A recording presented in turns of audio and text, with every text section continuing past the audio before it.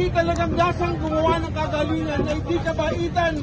Ang tunay na kabanalan ay ang pagkakawang gawa, ang pag-ibig sa kapwa, at ang isukat sa bawat kilos, gawat pangungusap sa talagang katuwiran. Maliliit! Magsalim! Magsalim! Lalaki!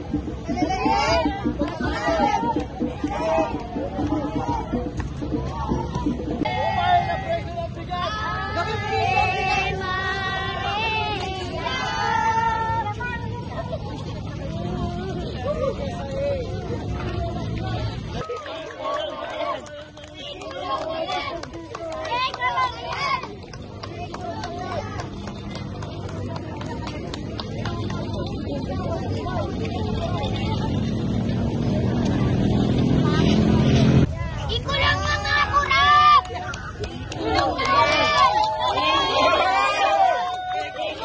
Ang kamahalan ng tao'y walang pagkahari, wala sa tangos ng ilong, at puti ng mukha, wala sa pagkamparing kahalili ng Diyos, wala sa mataas na kalagayan sa balat ng lupa, wagas sa tunay na mahal ng tao, kahit laking kupat at walang nababatid kundi sariling wika, yung may kagandahang asal.